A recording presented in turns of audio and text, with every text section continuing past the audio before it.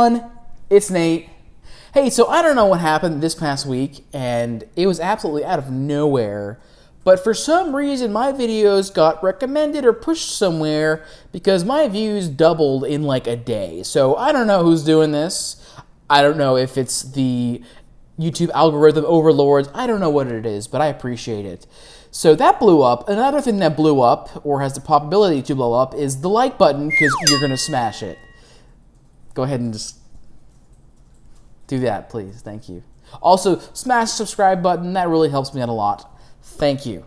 So now that we've gotten all that business out of the way, we're going to get into today's video, and that is going to be about one of the biggest purchases you'll ever make in your life, and that is buying your first home.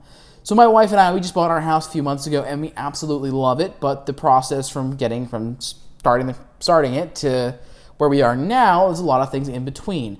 So I'm going to go ahead and go over some of the more challenging ones and the things that you're definitely going to want to know about going into it. So having bought a house, I can definitely say that it is a daunting thing, and there are a few steps that you can take to make it less scary, and having these certain people in place and certain just things taken care of can really make a world of difference.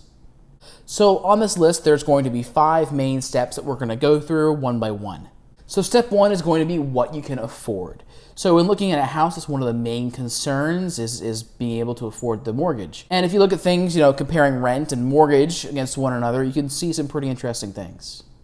For example, if you rent a house for $1,000 a month, what you're doing in all that, simply put, is you're paying the mortgage for the owner of the house. But when you own the house and say you pay the same amount, you're paying yourself actually partly. So when you pay on your mortgage, not only are you paying interest on the loan you took out, but you're also paying on the principal, which is increasing your equity in the house. So typically starting out, when you pay on your mortgage, about 25-ish% of what you pay into your mortgage payment is going to be going towards your principal. So if your mortgage payment is $1,000 every month, you're putting about $250 back into your own pocket, essentially. So it's like the actual cost of owning the house is only $750 per month. And going even further, if you use your house for business purposes, you can write off some of the interest and taxes you pay on your property against that business income and decreasing your tax liability. And that's just decreasing the cost of the house for you. So now that I've compared those two, I'm going to go a little bit farther into how much you can afford. Typically, it's good to stick to a certain set of guidelines for budgeting your house payment. Generally, it's recommended that your housing or mortgage payment not exceed 28% of your gross monthly income. So for example, if you have a $3,000 per month gross income and you're looking to get a house and get a mortgage, you want to make sure you keep your mortgage payment under $840 per month. That is going to provide a lot of stability for you, and you won't be overextending your finances that way. So once you figure out what you can afford monthly, now it is time to get pre-qualified. This is step 2 in getting pre-qualified for a loan. It can be a scary process, and you'll be asked for a lot of different documents and things, but in the end, you will be finding out how much house you actually can get and roughly what kind of interest rate you can expect. With the way the markets are right now, you really can get a really crazy low interest rate. I would not be surprised if you could get 3.5% in some cases. But with that, I would caution against any first-time home buyers out there who are looking to purchase right now, because things are very, very volatile. We don't quite know what's happening, and to buy a house in all this mess, it may not be the best decision. But again, with the rates being as low as they are, someone who is refinancing their house may have an excellent time of saving money by using this trick. So using the monthly payment budget that we calculated in step 1, we can look and see how much we're actually able to borrow for a house.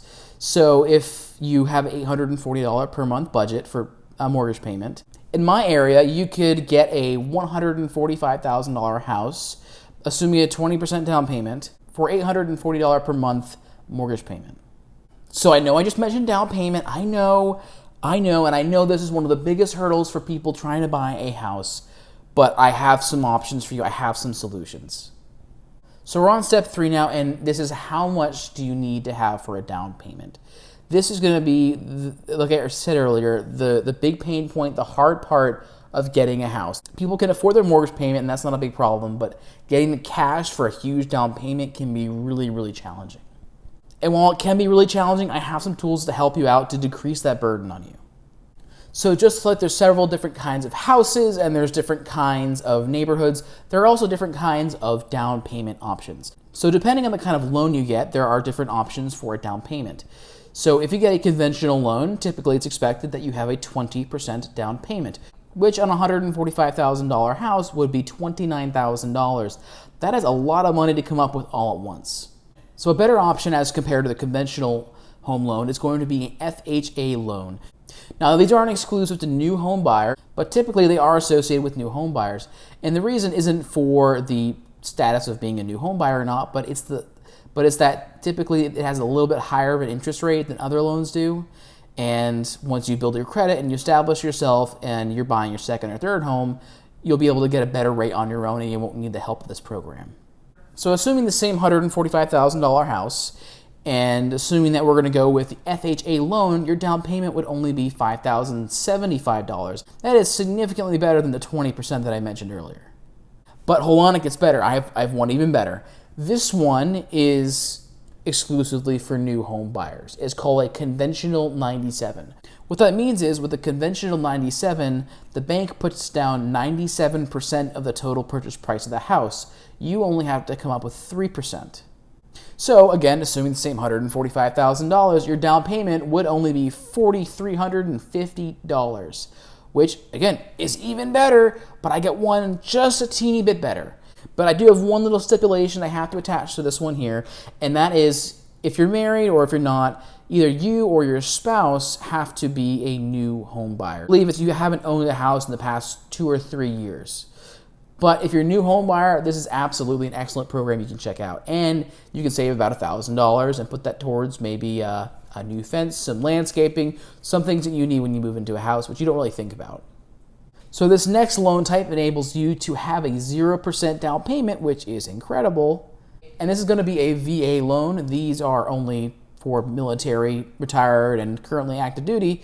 So not for everybody, but if you are in the military or your spouse was in the military, you can get one of these loans and move into a house with 0 down payment. All right, so now that we've gotten the nitty-gritty, not super fun things out of the way, now it's time for the fun part. And this, number 4, to me, I think, is the most important step that you could possibly make in this whole journey. The number one thing that you can do to help yourself out in this whole thing is going to be to have good real estate agents. I cannot stress this enough. My wife and I really lucked out with the agents that we got paired up with. Their names are Maggie and Frank Ramirez. I'm going to leave their information in the description, and they helped us out so much. They guarded us like we were their babies, and they helped us get our dream home. And we really didn't know what we were doing, but they protected us against things we didn't even see, we didn't know about. They asked the right questions, and they were invaluable. So I cannot be more appreciative of them, and I cannot stress the importance of having good real estate agents enough. So now that you have picked out your real estate agents that you want to work with, now comes the fun part. You'll meet with your real estate agent or just call them on the phone, and you'll let them know your price range, you'll let them know what you like and what you don't like in a house, you'll let them know what kind of neighborhood you want, you'll let them know what kind of a garage you want, you'll let them know the floors you want, all the little details that you want in a house. You let them know. Give them all the information you possibly can, and they will search and find some options for you. Once they've sifted through all the things that are currently on the market, they'll give you a bunch of options, and then they'll take you to go see a bunch of houses one day, and that is so much fun. Enjoy that because it's really a fun time, and you'll get to see things you don't like, and maybe even discover some new things you do like, and that's a really cool thing to know and to figure out. And so this step kind of moves right into number 5, and that is going to be to put an offer in a house.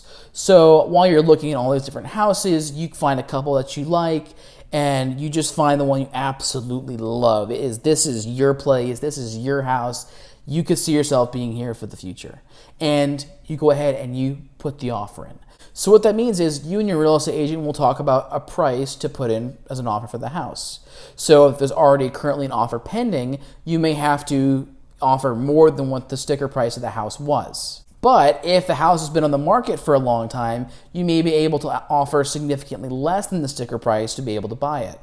this is a point right here where you can save yourself a ton of money if you just wait a little while to put an offer in on a house, because that will force the sellers to be a little more desperate and be a little more open to accepting lower offers. But if you wait too long, it may sell to someone else. So there's kind of a balancing act in that. And so after you've put in your offer, you wait, and you'll get a counter offer from the sellers, and you may go back and forth a little bit. But at that point, I mean, it's clear a deal is going to be made somewhere in the middle there between what you were hoping to do and what they were hoping to do, and you'll find a compromise in there.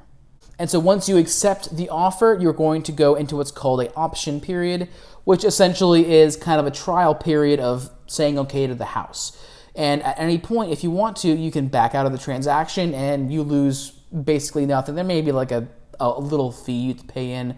Ours, for us, was $100. So if you find you don't love the house, something's up with it, something's weird with it, you can back out at any time if you want to.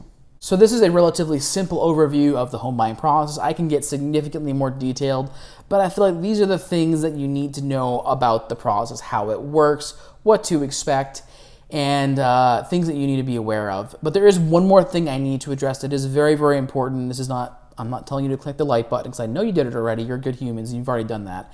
But this is going to be closing costs. So when you're going to actually buy your house and you're going to put your down payment down, that number can actually fluctuate day to day depending on where things are at. And when you actually come to closing, it could be a few $1,000s higher than what you thought it would be.